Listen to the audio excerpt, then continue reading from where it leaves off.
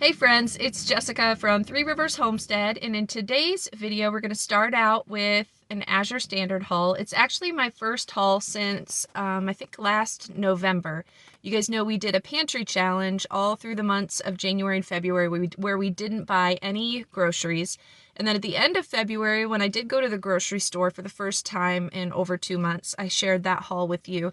But the way Azure Standard works is that they only have orders that are placed one time in the month, and then there's a delivery that comes once in the month. So we are now in the middle, a little over the middle of March, and I'm just now getting my Azure Standard order. So this is the rest of that first grocery shopping trip after the pantry challenge, and I thought I would show you what bulk food we bought for our family. And then at the end of this video, I will also be sharing some fun kitchen work that I did this week. So we are getting ready to go. Our Azure Standard pickup point is about 40 minutes away, and that's actually a blessing. It used to be much further, but they've come a little closer to us in the last few years. So I have a couple buddies here with me. I've got Elizabeth and we have Benji and Hannah. The rest of the kids are going to be going to karate tonight. But the four of us are going to venture up and pick up our bulk food order, and you guys can come along. So one of the harder parts about Azure pickups is that the delivery times and dates can be unpredictable. Sometimes they fall first thing in the morning, sometimes they're in the evening, and there are times when it falls on an evening that I'm busy with activities and can't go to pick up my order. So having a really understanding drop coordinator who will pick it up for you is important. Or what we do is we have several people from my area that all order, and then we take turns driving up to pick up everyone's orders. So if it happens to fall on a month where I can't make the trip, I know that somebody else in my group will make the trip for me. So I was picking up for myself and two other families on this day, and then I brought their orders back and they were able to pick it up from my house. When we get there, we just spend a little time in the car waiting for the truck to arrive. It's usually on time. They will email you if they are showing up late, but we didn't have to wait very long on this particular drop date. So then once the truck pulls up, everybody helps. Everybody who has placed orders helps to unload the truck. We fill our cars up. It takes maybe 20 to 30 minutes, and then we're on our way back home with a van full of goodies. Okay, you're back home. I just had to unload all of this without the big kids' help because they're at karate, and Elizabeth was watching the little ones for me so that I could get this all out of the car. So I'm still kind of out of breath. I'm going to go ahead and go through what I got with you. So we'll start down here in this corner. I got 3 of these cans of caramelized coconut topping.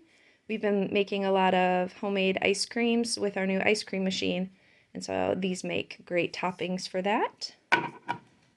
I got 10 pounds of organic kidney beans. These are going to be canned up here in the next week or so because we are out of canned kidney beans. And then I got 5 pounds of organic raisins just for making trail mix. Okay, over here I got a case, which I believe is 12 packages of whole strawberries. So it's almost going to be strawberry season here in a few months, but in the meantime I'm hoping that this will hold us over. Mostly we'll use these to make desserts. So happy to have a case of that. And then I got 2 cases of spaghetti. This is that Bio Nature brand, and I believe it was on sale, which is why I went ahead and stocked up and got 2 cases of it. This is organic pasta, and we really like the quality of this, so I will just keep that stocked up, and I shouldn't have to buy spaghetti for quite a while. I also got a case, 12 packages of these semi-sweet chocolate chips. These are organic, fair trade. They're also dairy-free, which is important for my family since we have a dairy allergy in the house. So just a case of that for baking. I also got a case of canned organic butternut squash. We were getting low on that and just wanted to replenish the stock. And then I got 2 cases of these. They were actually out. I had ordered 50 pounds of potatoes and they didn't come. So I was actually glad because I almost just bought 1 case of these and decided to go ahead and do 2 cases. And then when my raw potatoes didn't come, I'm really grateful to have 2 cases because these will just fill in the gaps until I can get to the store and buy some organic potatoes elsewhere since Azure was out of them. So these are one of my favorite convenience foods. I talk about these all the time. They are just, all the ingredients are organic potatoes. But they're already cubed up for you, so these are really convenient for just a quick breakfast. I can just fry these in some bacon grease or something like that, and it just saves me a lot of time. So yeah, we will be using a lot of these since my raw potatoes didn't come. And I got 25 pounds of organic cane sugar. We are completely out of sugar in the house, so that will restock us.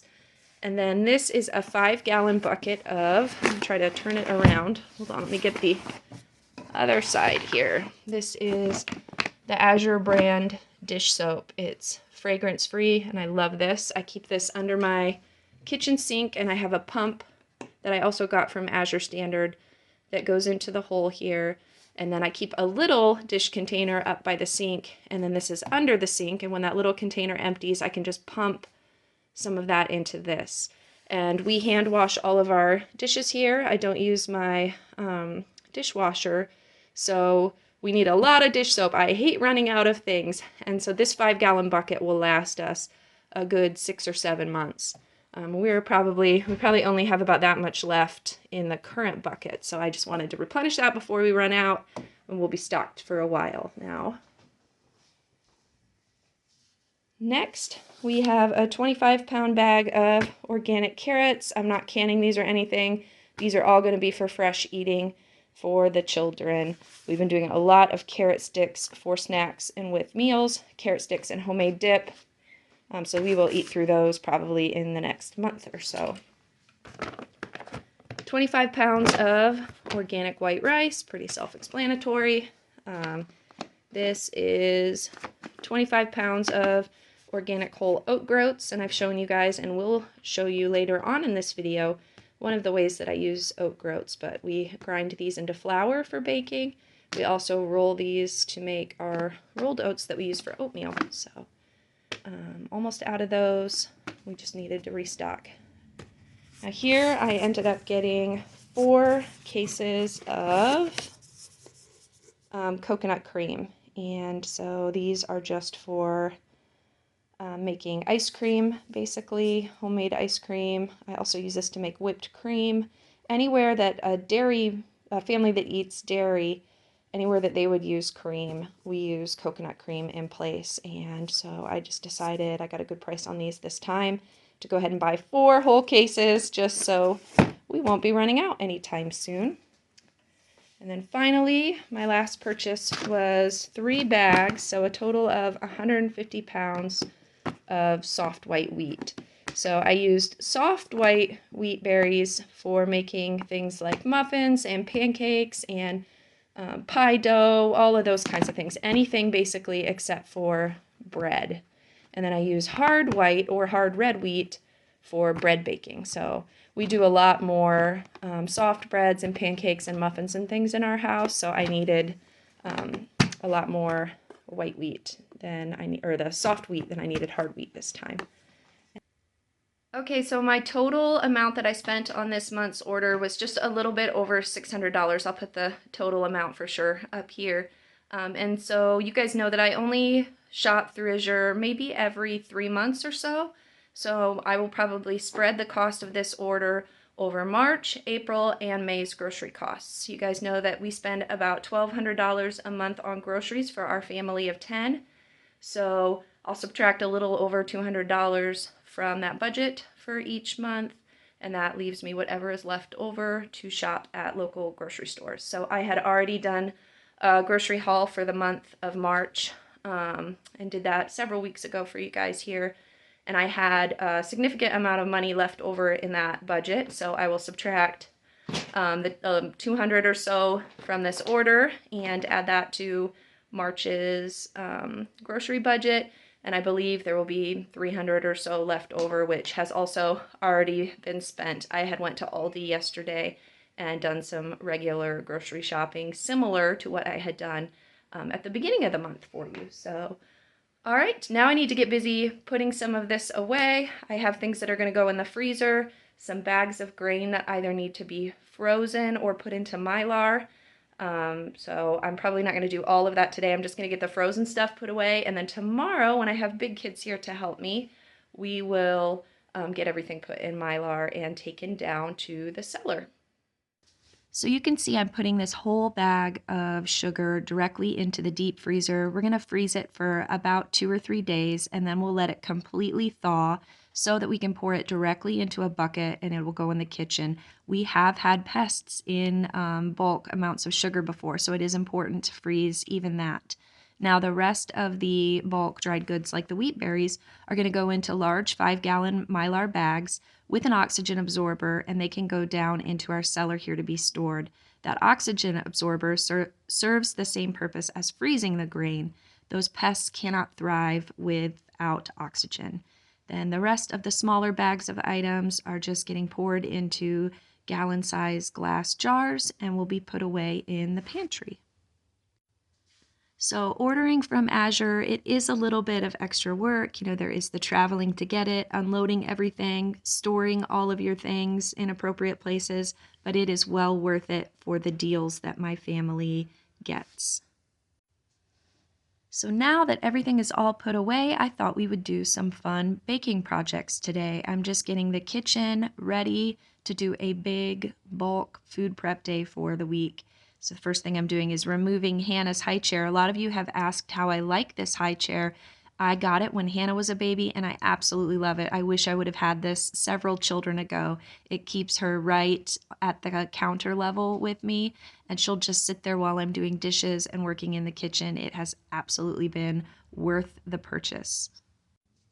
So now I'm getting out my oat flaker. This is the device that I use to roll those whole oat groats, and I've done a video on this before for you guys several videos ago. So all I have to do is grab my jar here of oat groats and pour it into the top of the flaker, and then I just get busy rolling those oats. We are going to make some no-bake cookies today. These are my absolute favorite cookie from childhood. I think they were my father's favorite, so my mother made them quite frequently.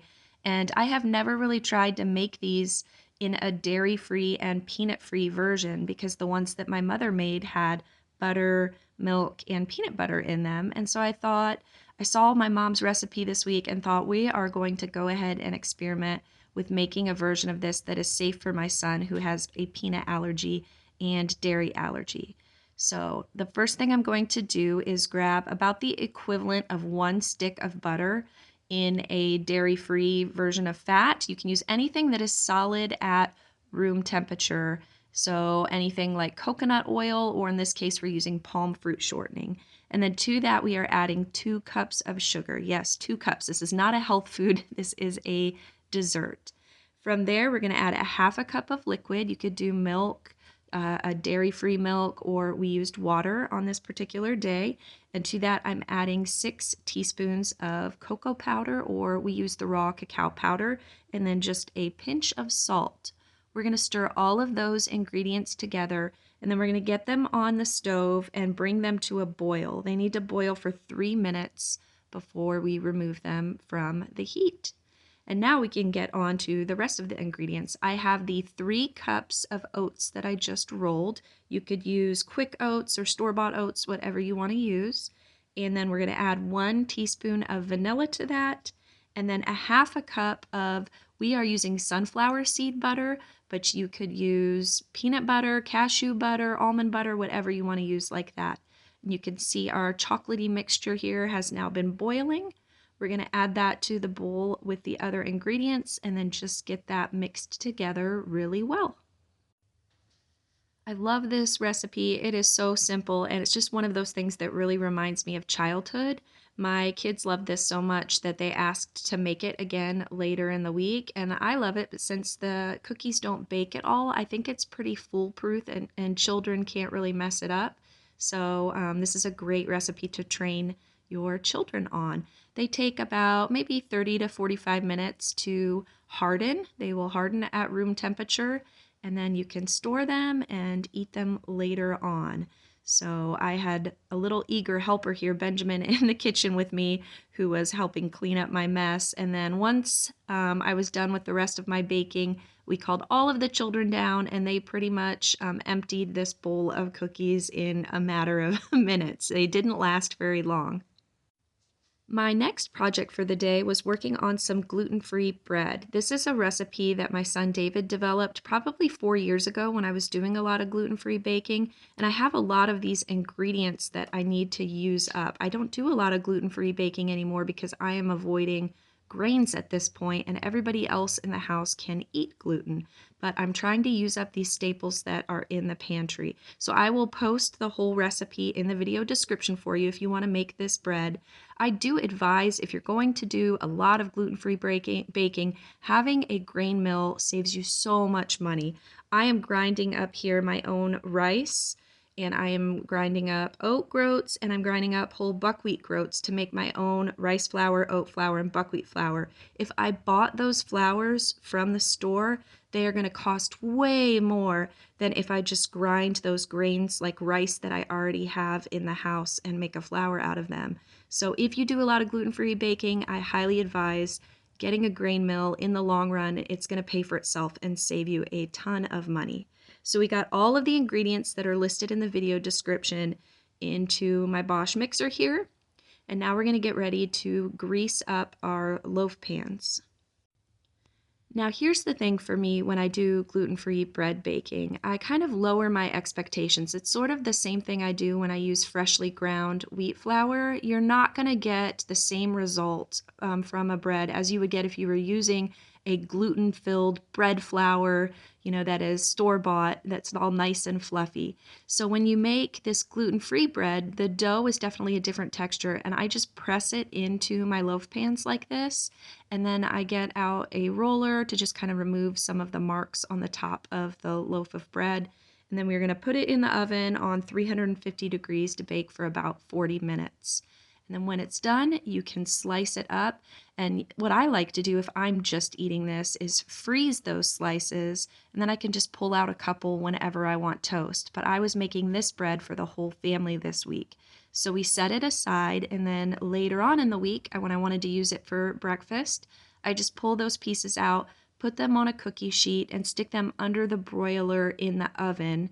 And then I'll flip them after they broil for a couple minutes on the first side, and I end up with a nice gluten-free toast. And the texture of these is really good.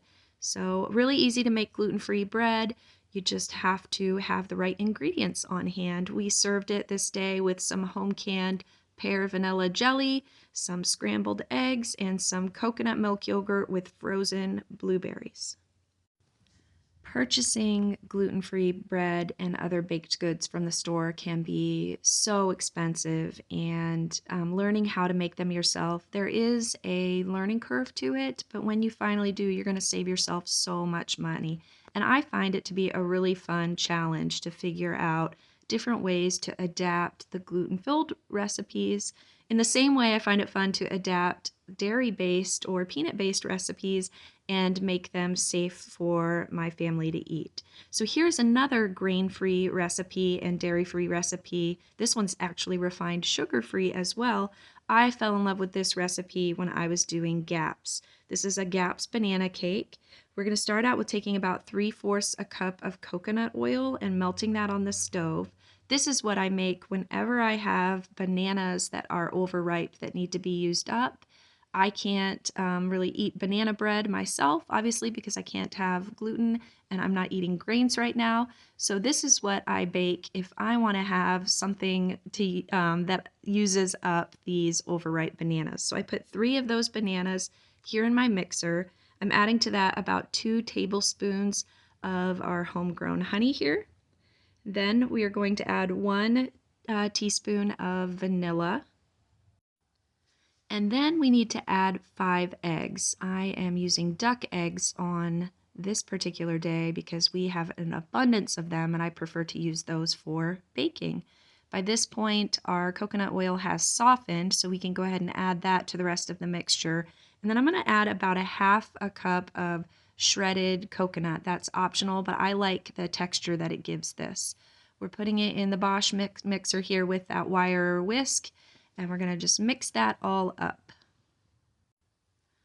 What I need to do is get my pie dish here really greased up well so that this doesn't stick to the bottom. And then we're simply going to pour this batter into it, and then we're going to bake it on approximately 300 degrees for maybe an hour or so. It just kind of depends on how big your pan is that you're using, how thick the center of that is.